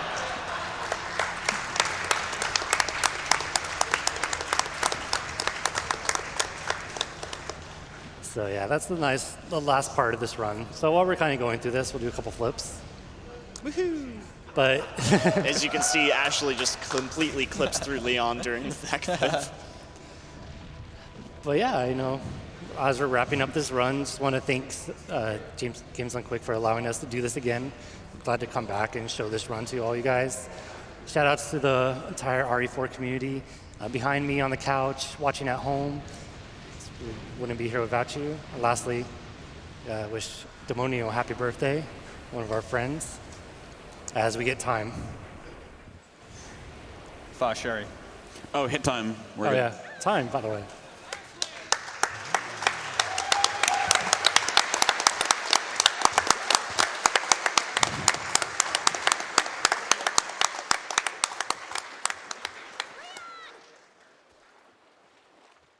So yeah, that was Resident Evil 4 New Game Professional. Hope you all, let's go home. Great idea. Hope you all enjoy the run and enjoy the rest of the Games Done Quick. I still have to get you home. So,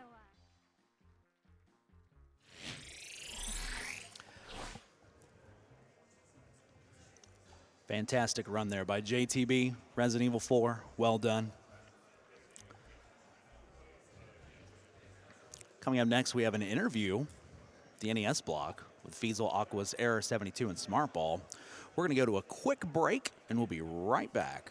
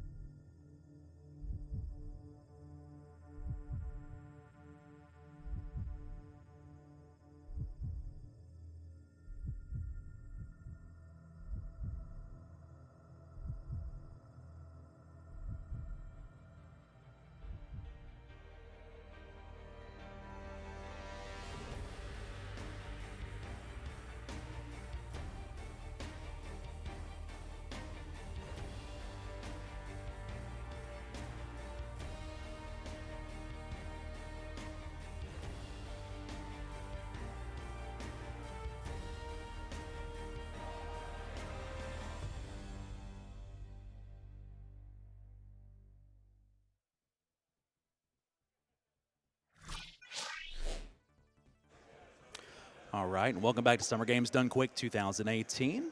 Again, I'm your host, Eternal Enigma, getting ready to have an NES block interview.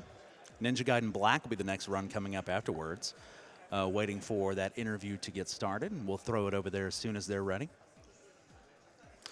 For the time being, again, I just want to let you know what Summer Games Done Quick 2018, what we're all coming together for. It's Doctors Without Borders, Medicine Sans Frontiers, is a medical humanitarian organization working in more than 60 countries around the world. MSF is a private international association. MSF provides assistance to populations in distress, to victims of natural or man-made disasters, and to victims of armed conflict. They do so irrespective of race, religion, creed, or political convictions. You can find out more at doctorswithoutborders.org. Also want to tell you again about another one of our sponsors, Fangamer. Fangamer is a video game merchandise company designing and producing official goods for Dark Souls, Undertale, Persona 5, and more. All profits from GDQ merchandise sales are donated to Doctors Without Borders. New official merchandise from Dark Souls, Undertale, Persona 5, Hollow Knight, and more. You can find out more at fangamer.com/GDQ. Got a few more donations we'd like to get to while we're still getting set up for the NES block interview. We have a $30 donation from Shattermage54. Says, so hyped for SGDQ this year. Flying in tomorrow to see it live for a few days. Can't wait for the Halo 2 run later this week.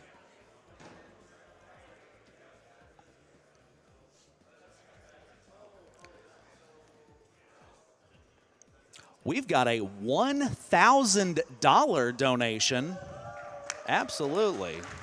Clap for that one. From Stuhlen, hope I'm saying that name correctly, says, just moved into a new house and SGDQ is the perfect end to a long moving day. Thank you for your $1,000 donation.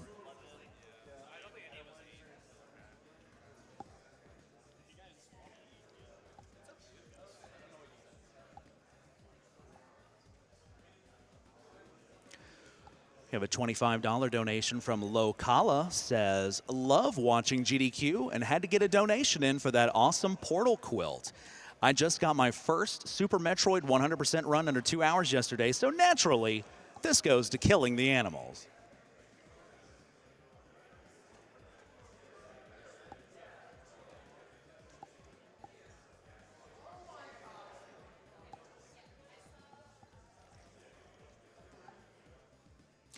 We have a $10 anonymous donation. Says, wish I could leave more, but this is my first donation and not my last.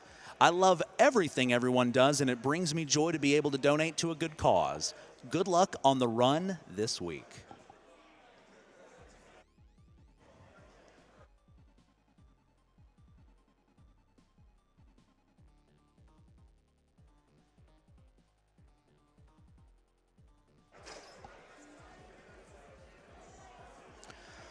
Summer Games Done Quick 2018 is also sponsored by Humble Bundle. Humble Bundle sells games, ebooks, and other digital content through Pay What You Want bundle promotions, the Humble Store, and the Humble Monthly Curated Subscription Service.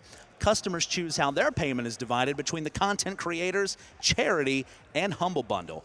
Over $129 million has been raised for charities across the world since 2010. You can find out more at www.humblebundle.com/monthly. All right, the NES block interview is ready. We're going to send it on over there.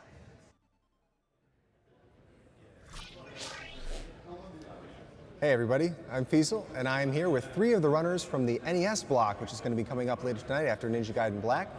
We've got Aquas, who's going to be running Gimmick and Ninja Gaiden, and we've got Error, who's going to be running Ghosts and Goblins, and we've got Smartball, who's going to be running Kid Cool.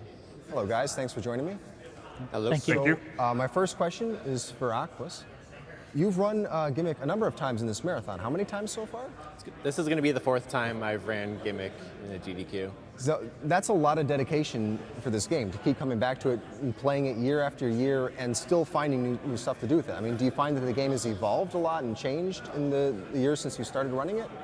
It hasn't had a lot of evolving in terms of the strats that are in the game. However, it's the individual player mastery, which is what keeps me playing the game, and a lot of the players, because the movement tech is so insane in the game.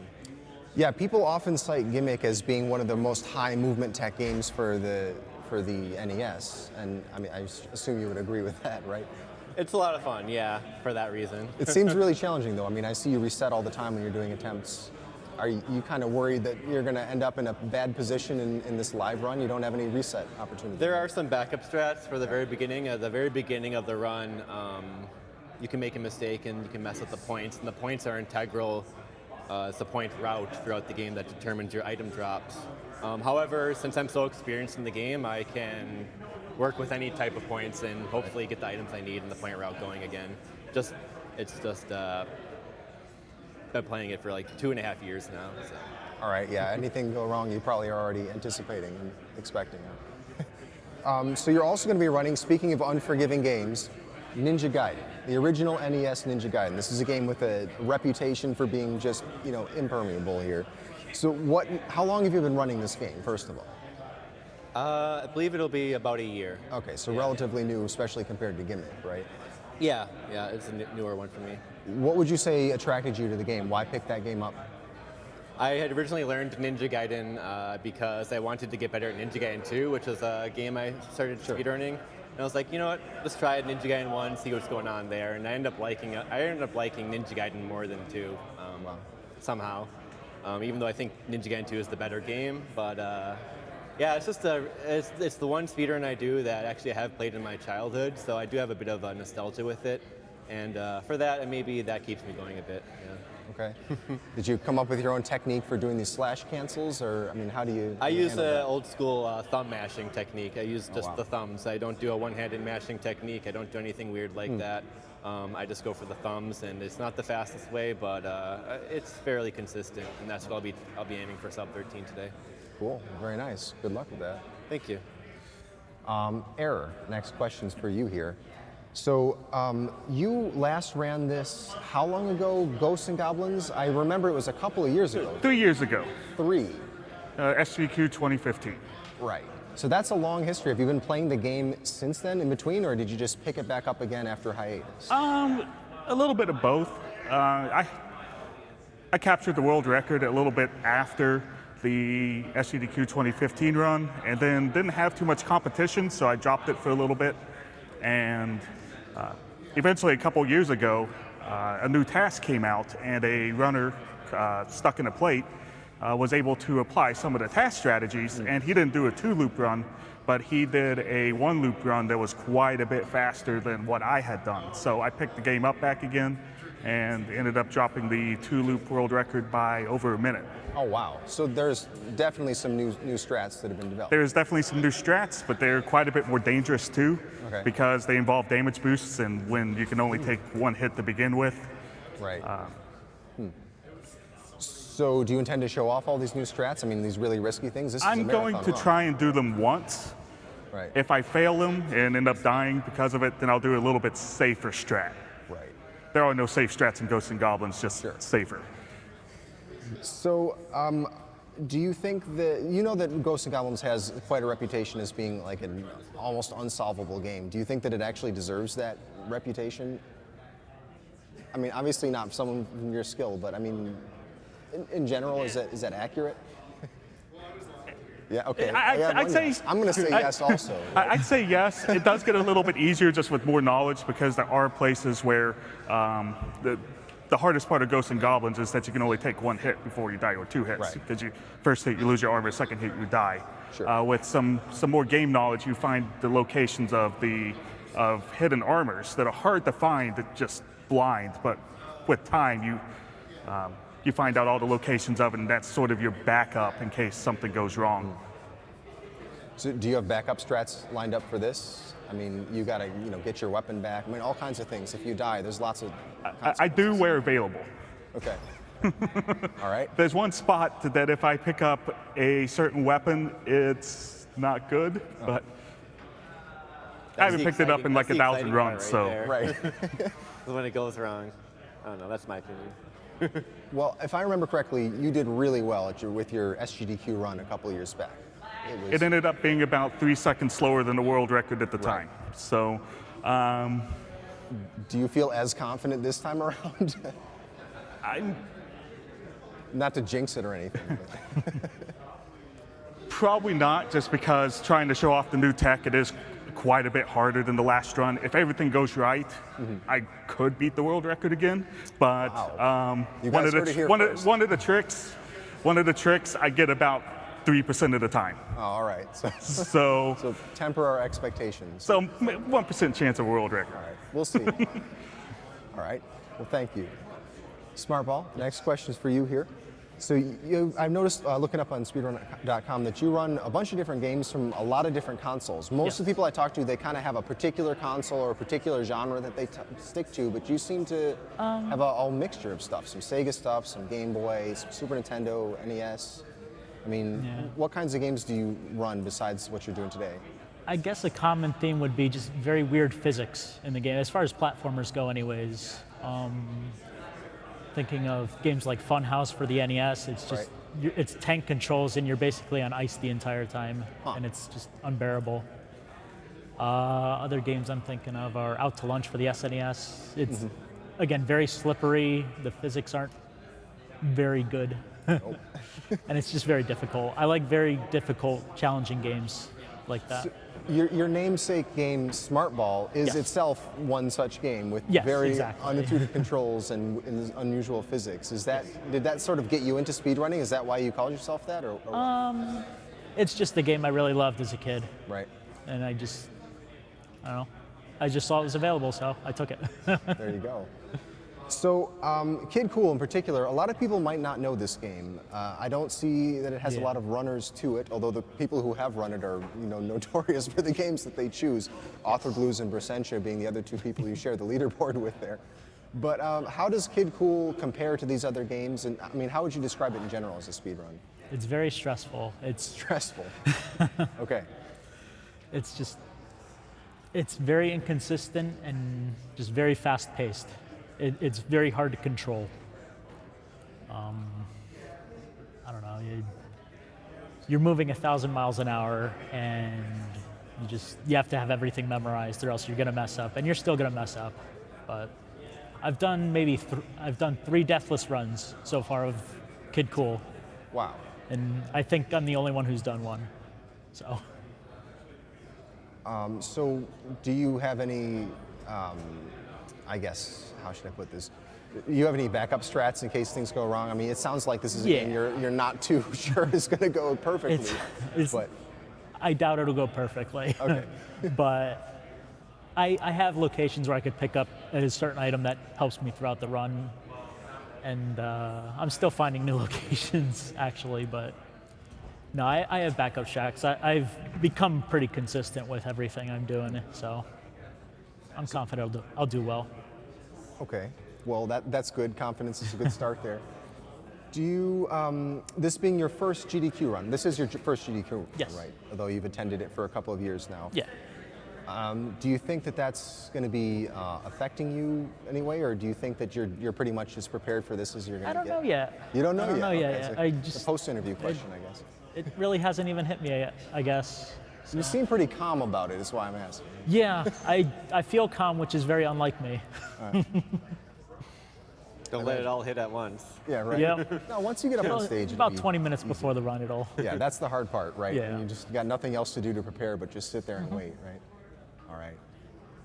Great. Well, I look forward to seeing that run. The NES block is going to be starting up. Next, we have Ninja Gaiden Black. After that, we have Ninja Gaiden 1, the original Ninja Gaiden, and that kicks off our NES block / Ninja block. There's a bunch of Ninja games all in there.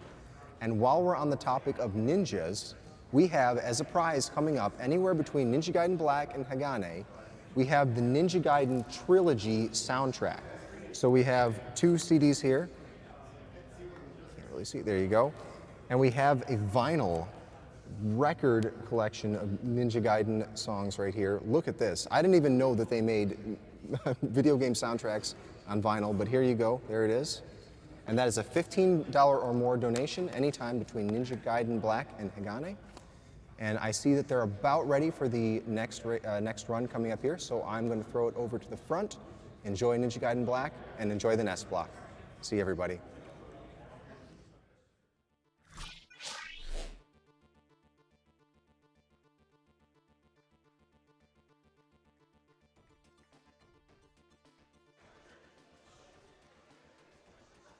All right, everyone, we're going to be back in just a few short seconds, so please stay tuned. The stream's going to be right back, and you're going to be back with some more SGDQ action. Stay tuned.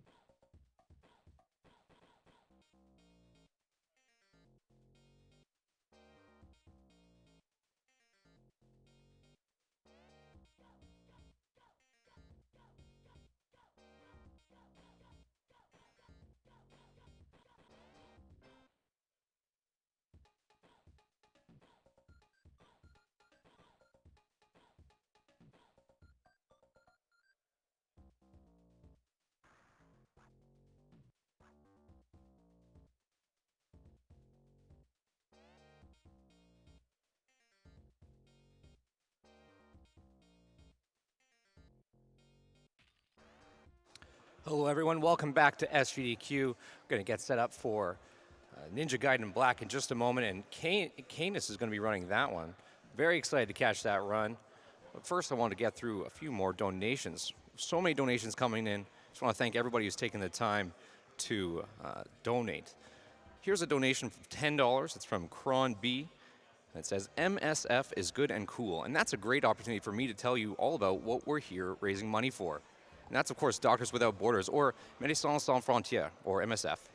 It's a medical humanitarian organization which works in more than 60 countries around the world.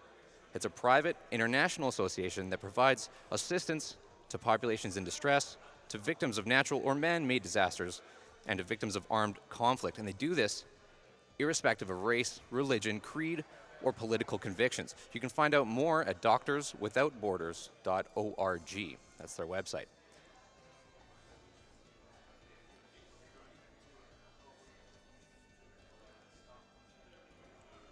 I have a $30 donation. This one's from Anonymous. It says, first time watching SGDQ live and excited to see my favorite runners doing their thing for a great cause.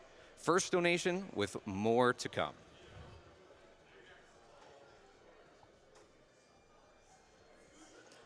I have a $25 donation from KimVid. He says, thanks for wrecking one of the 3 greatest games of all time.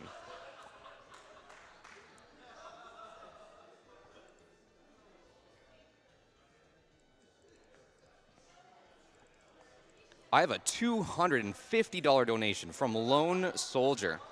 And he says, oh boy, another GDQ event. So much for being productive at work this week. Donation to Announcer's Choice.